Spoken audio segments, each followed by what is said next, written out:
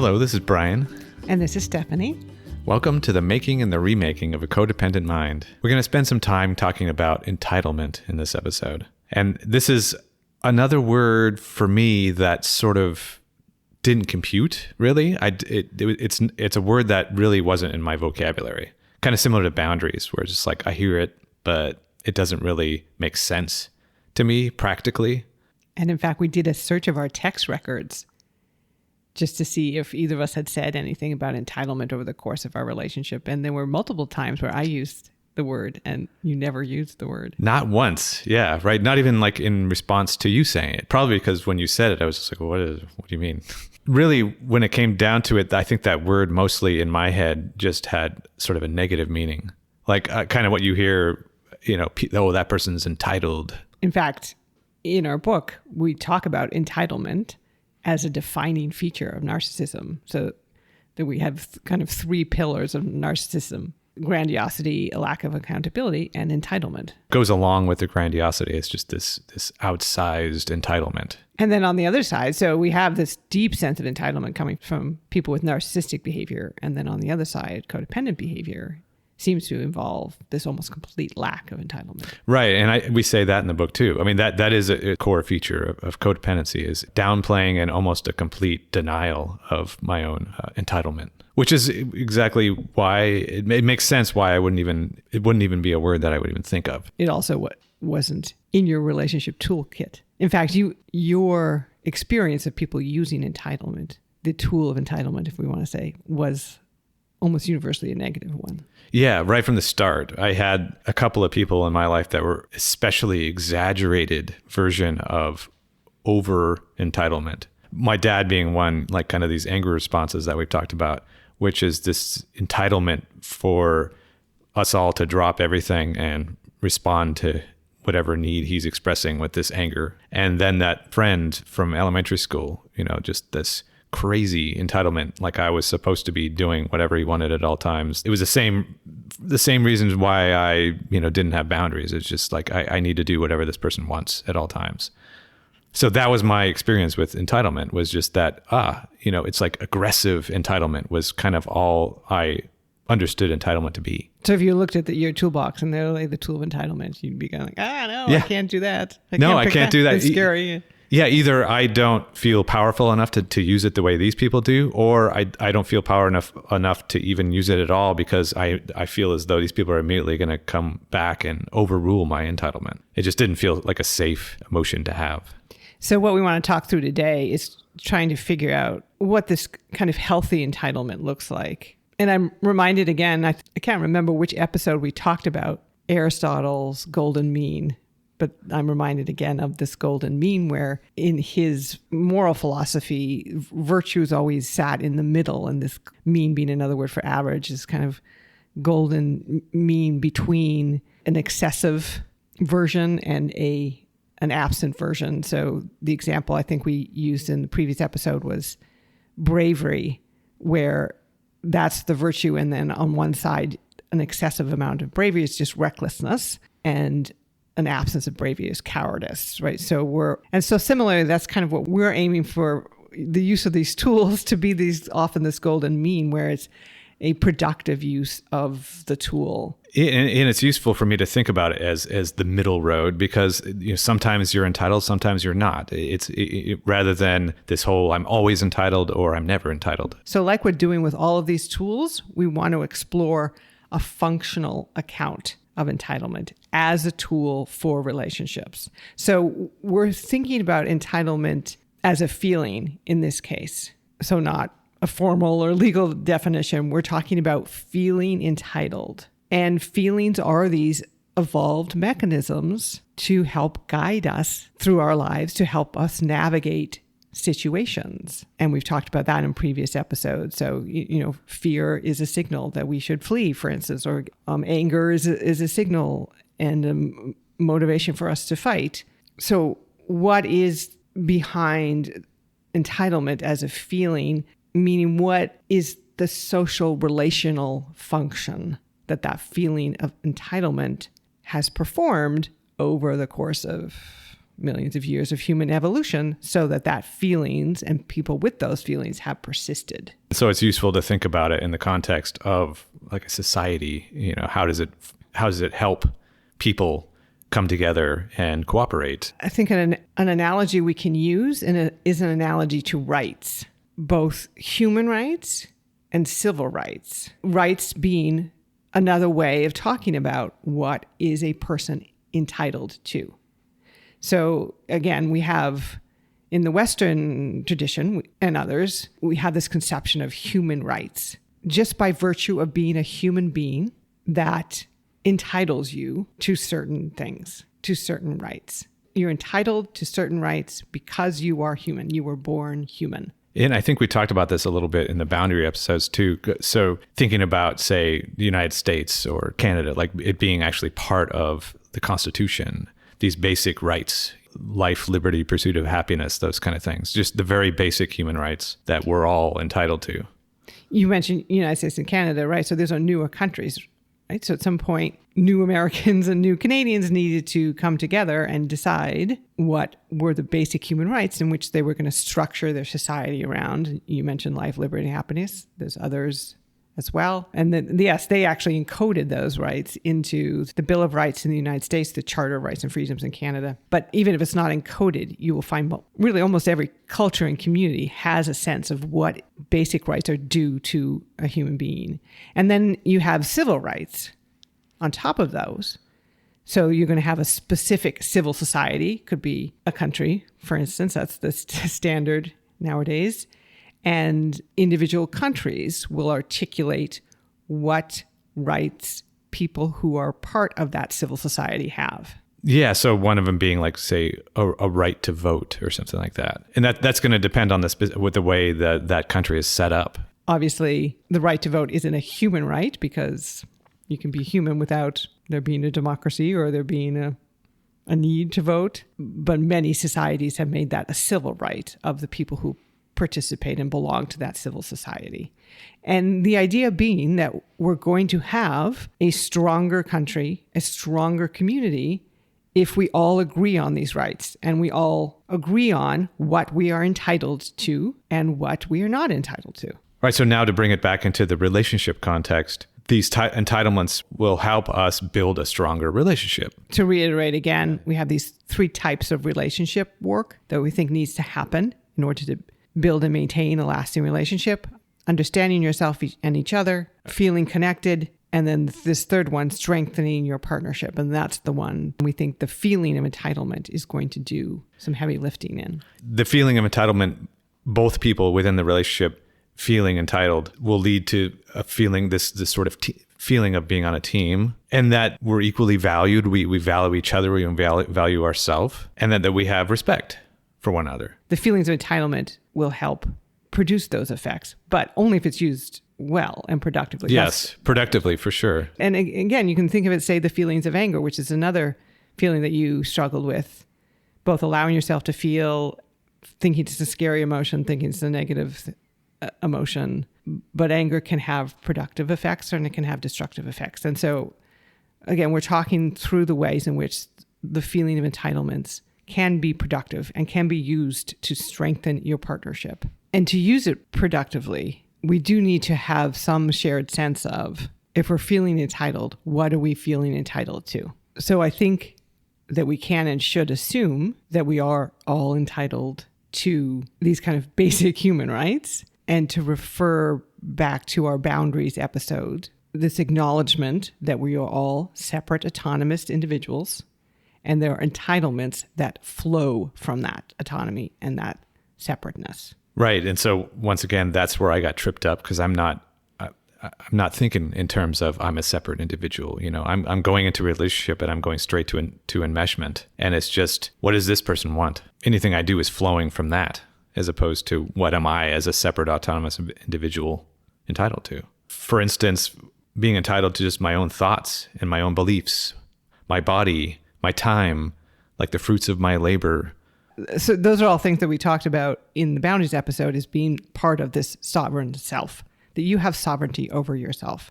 And what flows from that, as you're saying, is entitlements. Entitlement to your own body, entitlement to your time, entitlement to the product of your labor, which means that no one else is entitled to those things. Mm-hmm. Yeah, so that's a starting point. Yes, you can share them with other people for sure, but you have sovereignty over them and you are entitled. You are the only one that are entitled to those things. But then when you move, say, beyond the basics, kind of beyond basic human rights, and again, thinking about this analogy with a society, say you may decide you want to move to a different community, to a different country. You would expect that that country would be respecting your basic human rights, for sure, I would think. Why would you freely make a choice to move to a country that didn't respect your basic human rights? But beyond that, there may be room for negotiation, say, or room for additional discussion, because some civil societies are going to offer certain rights and some civil societies are not going to offer certain rights, and some will be important to you and you feel will have a basis in your own values, and some will be operating against your values. So similarly, again, when you come together as a relationship, some of these entitlements may need to be talked through and agreed upon. I can think, for instance, of one example, say the person who gives birth to the children of the relationship and does the lion's share of the care of those children when they're infants. Maybe they are entitled to more of a say about how that child is taken care of.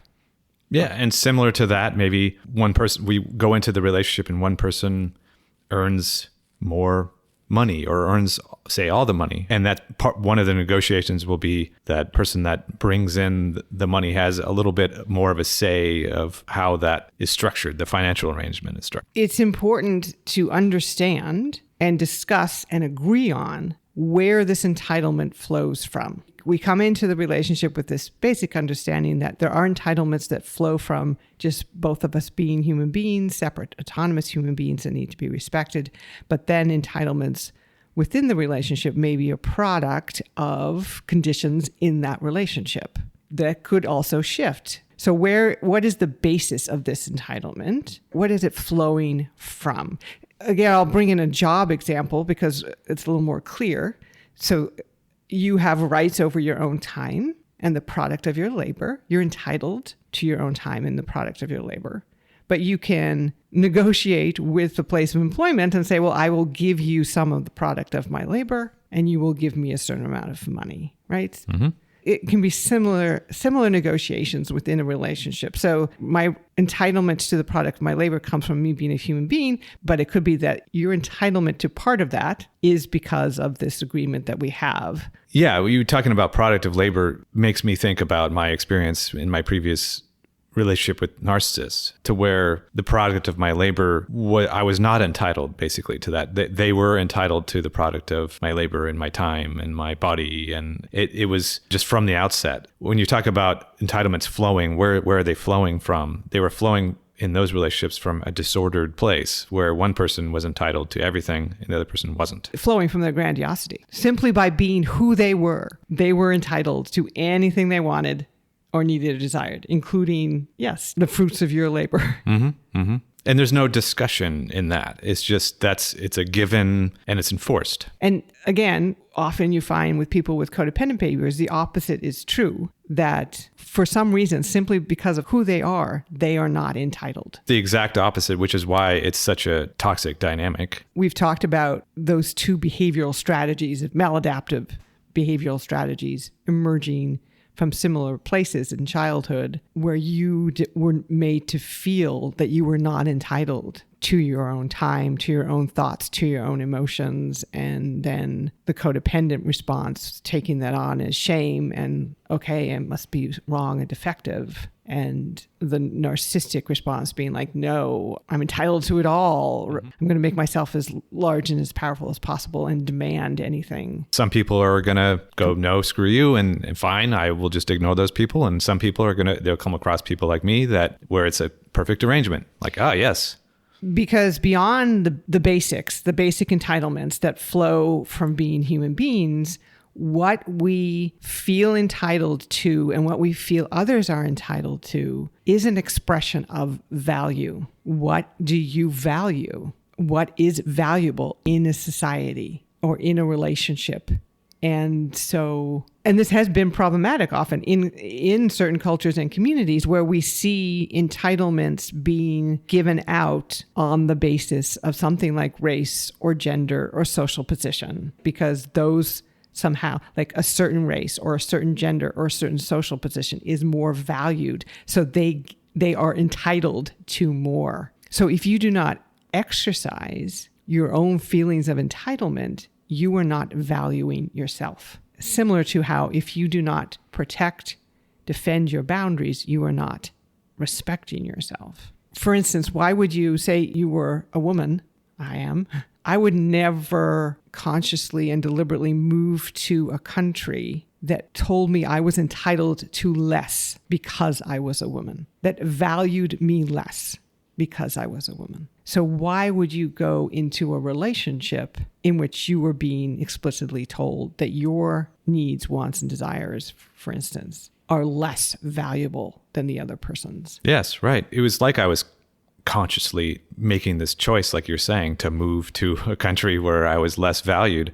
But that was the way I was set up. That's the way I structured my whole belief system since as early as I can remember, because of those experiences, because of those childhood experiences. You saw your dad, you felt your dad, you experienced your dad acting in an entitled way, entitled to your time and your attention and your emotional energy by virtue of what? Because he couldn't handle his frustration. That's it. You were raised to believe that other people had entitlements that were not available to you, that other people were more valuable than you. Right. So I mean, that was my habitual stance. I'm going to assume that everyone has that same kind of entitlement, whether they're expressing it or not. Your dad, though, we haven't described as a narcissist. It is almost this childlike entitlement. And certainly children are absolutely entitled to care, but they're supposed to grow up, and that entitlement is supposed to be tempered, right? Because they're no longer children. The bases of children's entitlement and babies' entitlement flows from their actual powerlessness, that they were brought into the world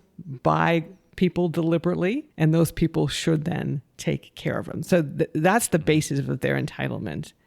But when you're an adult, that entitlement does not exist. Yeah. But people like your dad, people like your narcissistic friends and partners maintained that childlike entitlement. If we all stay like that, then we're all just a bunch of children like trying to out entitle each other. Which sometimes it feels that's the case. Yeah, right. So what we're trying to do here again is think about, where does the entitlement come from? What's the basis that it rests upon? And they have to emerge from a situation that makes sense. So being human means you are entitled to certain things. Your freedom, your body being respected, your freedom to move about the world. It doesn't mean, though, that you're entitled to a BMW. Oh, right. And that's the kind of entitlement that would flow from emotionally immature people, narcissists being an extreme example. I mean, that was literally the case for you. R wanted a BMW, and because she wanted it, she was entitled to it. Mm-hmm. Whether we had the money for it or not, which we didn't. Again, we need to understand and discuss and agree upon what are the bases for entitlements within the relationship. And then also think about what the effects are if those entitlements are put into place and enforced. Is it realistic and sustainable? Are these entitlements realistic and sustainable? Back to an analogy to a civil society. We could be in a civil society, say a small country, where we decided everyone's entitled to drive BMWs. Sure, we could decide that. But that's not realistic or sustainable for most countries. So it's a meaningless statement. And it's a counterproductive use of the feeling of entitlement. So let's use Jay as an example as well. Jay felt that because she was sick, she had this on again, off again illness that she couldn't figure out what it was. But anyway, she felt because she was sick, she was entitled to treat you and really anybody. Yes, anyone. with disrespect. She did not have to respect or consider the people around her because she was sick. This was an entitlement. So the basis for that entitlement was her own illness and suffering, which if you accept that as an entitlement in a relationship, is that realistic or sustainable? Would you enter into a relationship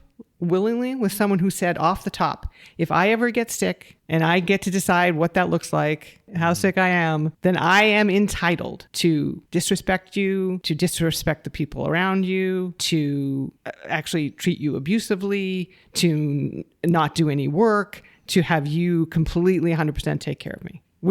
Who would enter in a relationship with someone who said explicitly, if this happens, I'm entitled to all of this? Right. That is where her entitlement flowed from. But yeah, it's kind of funny to think about what if that conversation actually happened? Because it almost sort of did. It sort of did. Because she explicitly said things similar to along those lines. Like, if you want to be with me, this is going to happen and you can take it or leave it, but also don't leave it. You're going to take it. She said things early on about, I just flipped out on you and insulted you and yelled at you, but I'm sick, so I'm entitled to do so. Obviously, if one person's sick in the relationship, there certainly could be an expectation of care.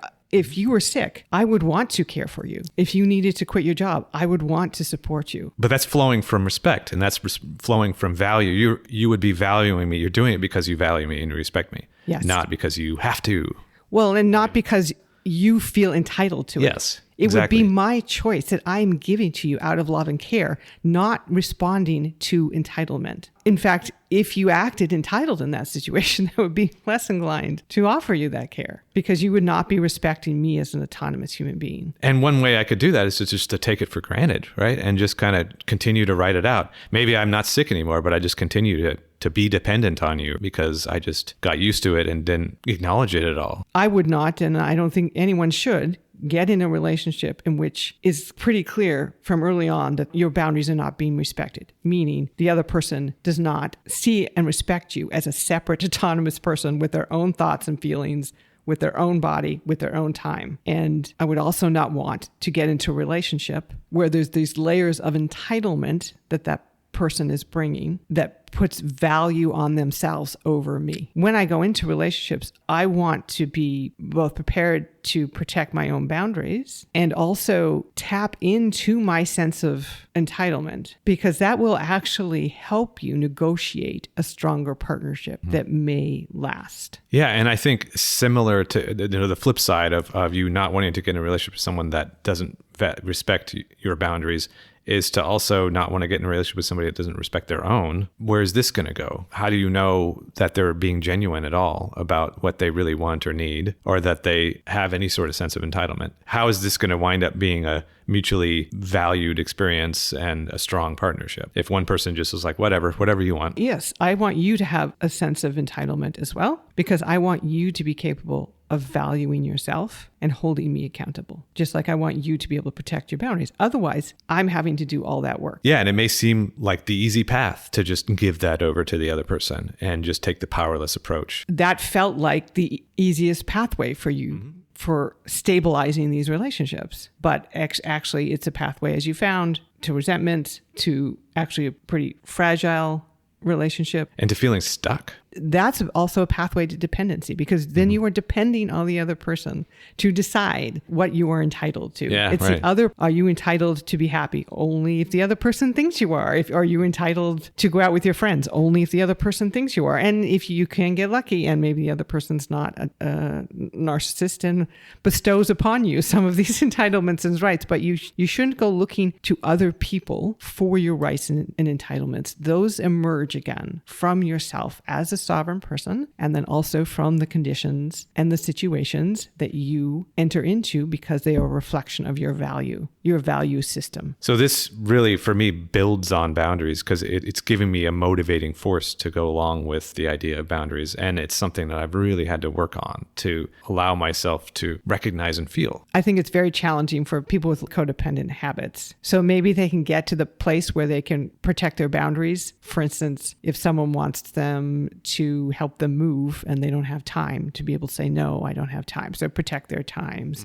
But then to even to go further, to think, but I'm also entitled to help when I move and I can ask for it. Yeah, right. Or I'm also entitled to help from people that I've helped, and I'm allowed to ask for it. I mean, obviously they're allowed to say no if, again, it's still their time. But even this sense that I baked the pie, I'm entitled to a reasonable share of it. Just that additional feeling of valuing yourself, of valuing your effort, your contribution. Without that piece, the enforcing my own boundaries is just, it's difficult. Time and time again, it'll be like, say, someone wants me to help them move and I don't have time. If I'm not tapping into my entitlement, I may still enforce the boundary, but it hurts. I feel like I'm hurting the person. How dare I say no, even though I am entitled to my own time? I think it is similar to anger in that you would not allow yourself to feel anger. So you would not get the motivational benefits from feeling anger, which is often being able to stand up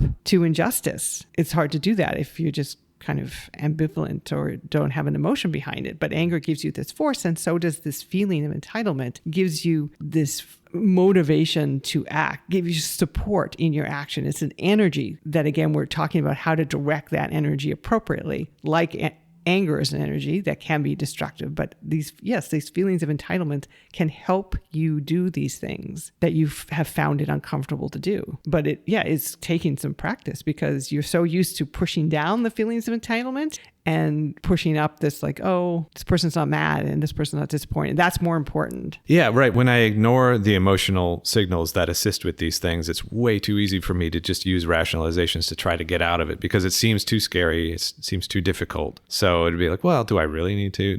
Am I really entitled here? Do I have a reason to be angry here? If I'm not feeling it, if I've already set that aside, then you just talk yourself out of it. It is complicated though. Again, beyond the basics, we're entitled to respect, safety. Beyond the basics, it can be challenging within a relationship to figure out exactly who's entitled to what.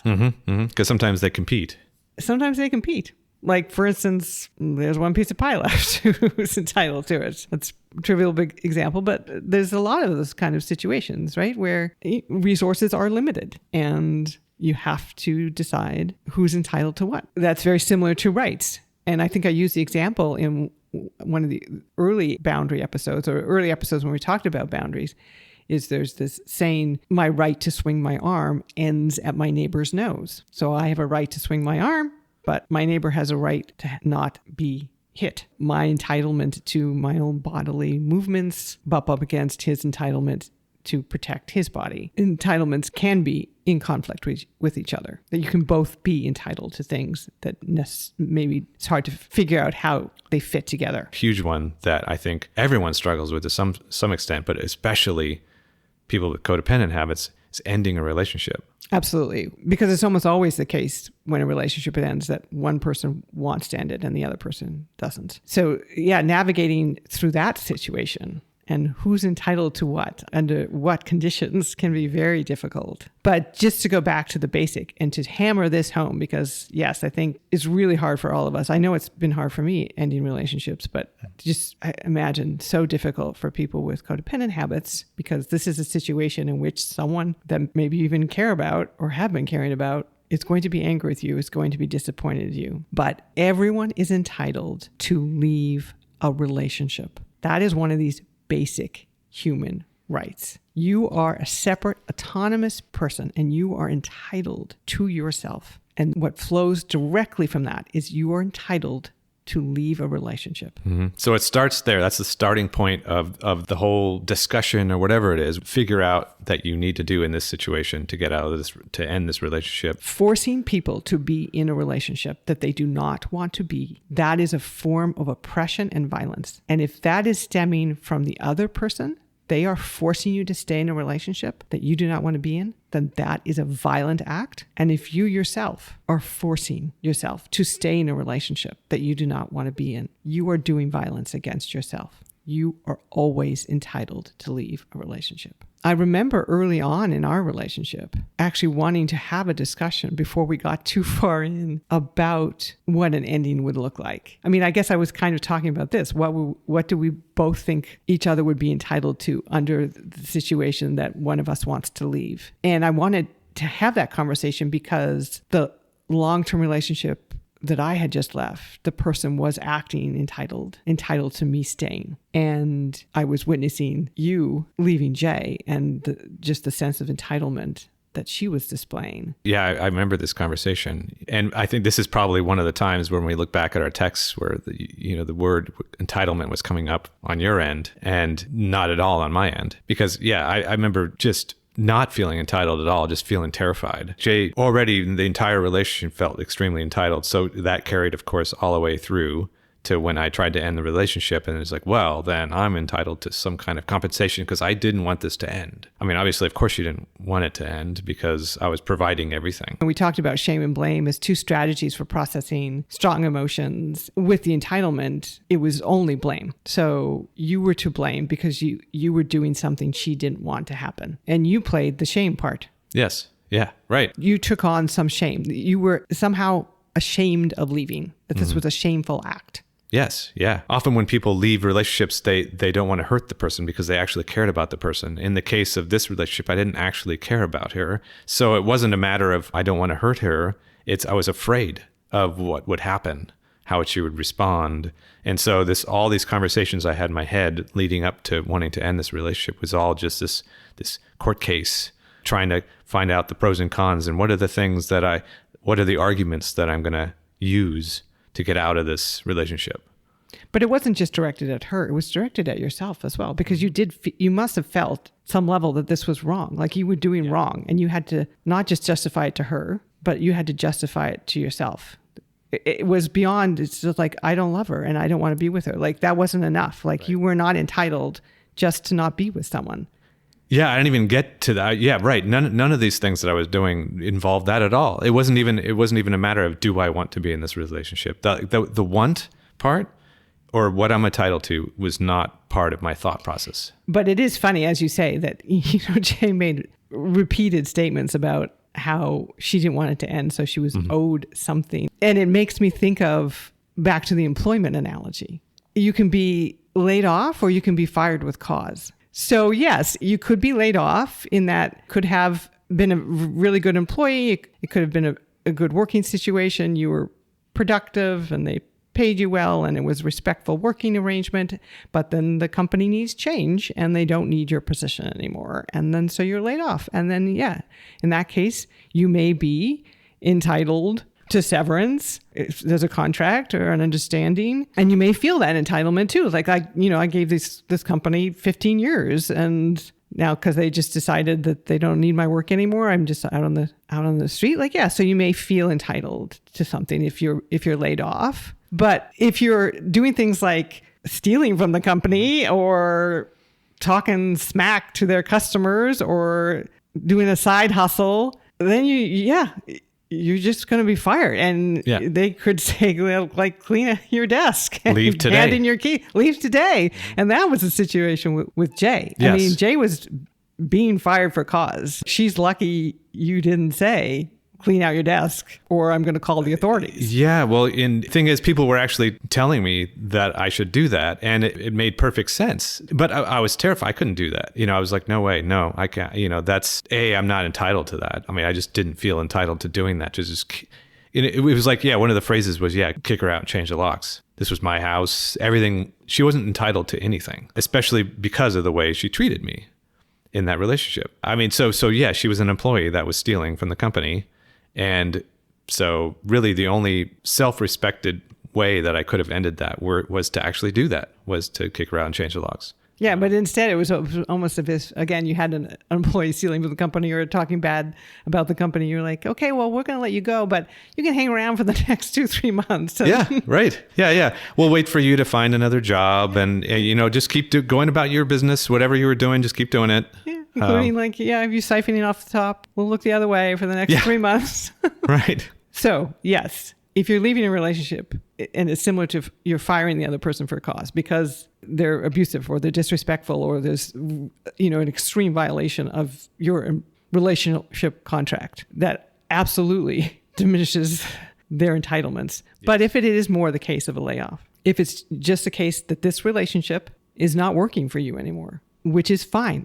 That's all it needs to be. So we're avoiding the shame and blame. We're not getting stuck in that cycle. Then yeah, then there's some thought that needs to be put into what is the other person entitled to in that situation. So for instance, it seems like they're entitled to be treated with respect. Again, we're presuming that they're not being fired, that you've had a basically loving, caring relationship. Yeah. So respect would start with, I'm not just going to ghost them. I'm not just going to leave. I'm not going to kick them out and change the locks. And we're going to have a conversation.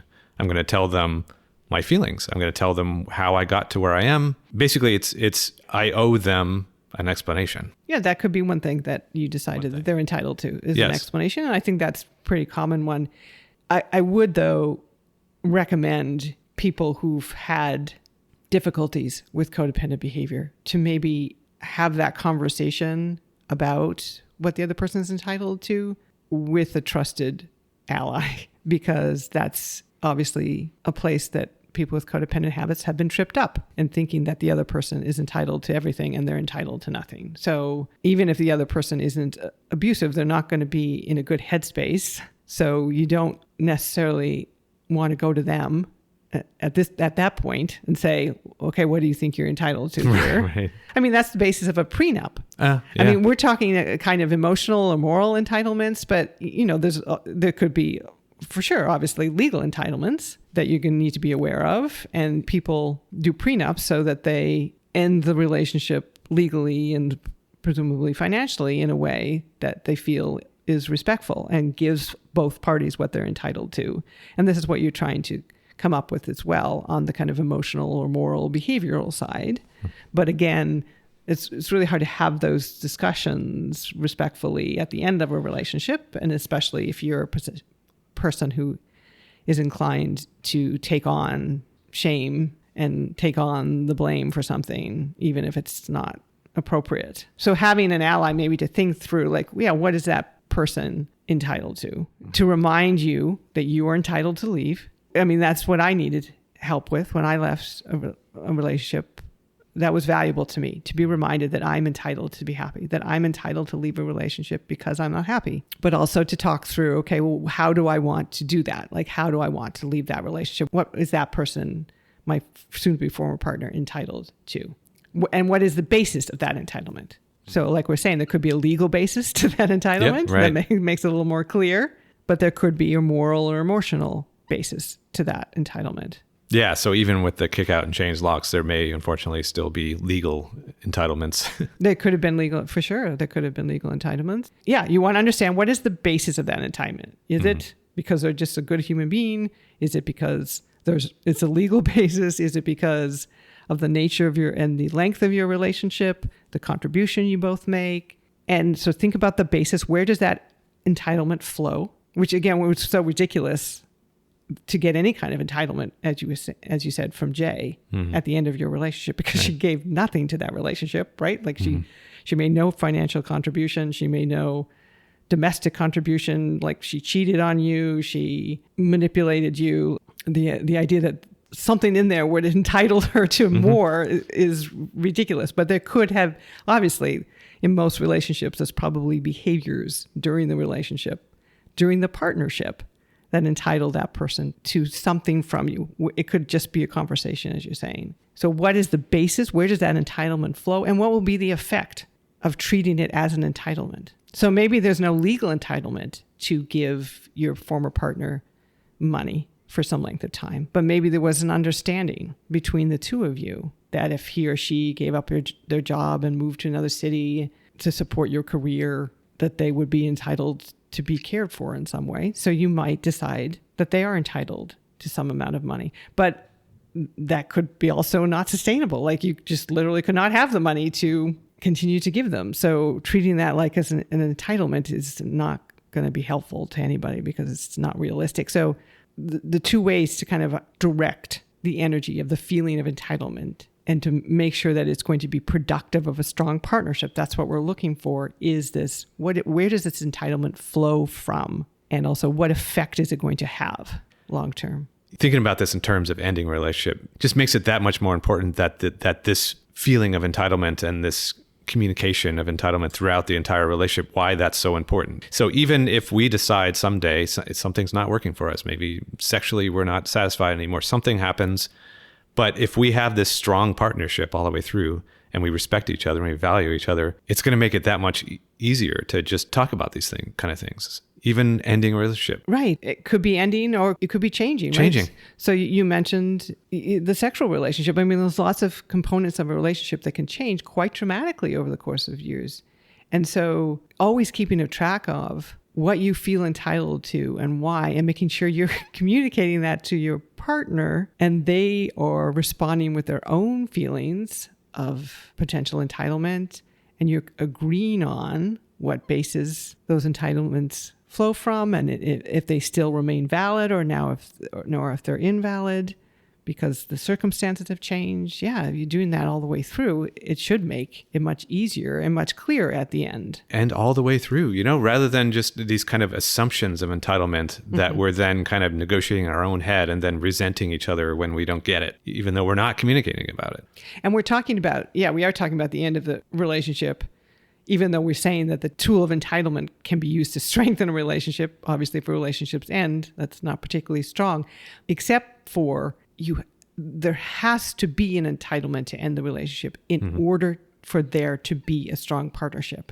That is so critical because if someone is stuck, if someone is forced to be there, that is absolutely going to be a weak team. I mean, if you just think of, say, you're playing a sport, would you want your opposing team to be one in which everyone's being forced to play and no one really wants to be there and no one really likes each other and they're all resenting each other? It's a pretty weak team. Yeah, that's a pretty weak team. That's pretty great. Like you absolutely, I'm going to play that team rather than this other team who is all gung-ho and all united and all on the same page about their shared commitment to winning. And so it's not a strong partnership. There's no strength in a partnership that is forced or coerced, whether it's financial coercion or sexual coercion or societal pressure, dependency of any kind. If you're forced to be there, that weakens it. So that feeling of entitlement, even if it leads to an ending, it needs to be there. It strengthens the partnership in helping both people feel valued, feel equally valued, feel like they're moving towards the same goals, that they're both respected. Having this discussion, we've been talking about this a couple of weeks now, and I just feel like this, just from these discussions, I've felt this growing sense of entitlement just by understanding what it is and going, oh yeah, I do have these basic entitlements. And it makes me just feel a lot more secure in our relationship, even though somehow I thought it kept me more safe to not be entitled in the past. But that's the exact opposite is true. But it's one to stay on top of, I think, kind of for everybody. And it can be a tricky emotion to manage, like anger, so that you don't just fall into this excess of entitlement where you're resenting the world for not giving you what you're due, or you fall into this like, okay, I'm not going to be entitled to anything, and then my life will be fine. Right. Yeah. Keep your bar bare minimum. Minimum. Yeah. We're aiming for the golden mean. And like we're talking about, the more you talk about with your partner, as a partner, in figuring out what these entitlements look like for this union, for this country that is the two of you, I think the stronger your partnership is going to be over the long haul. So we hope you start to feel a little more entitled if you've been struggling with this feeling. And again, we appreciate you listening. We are not entitled to your time, and we appreciate that you give it to us every couple of weeks. And we hope you'll join us next time.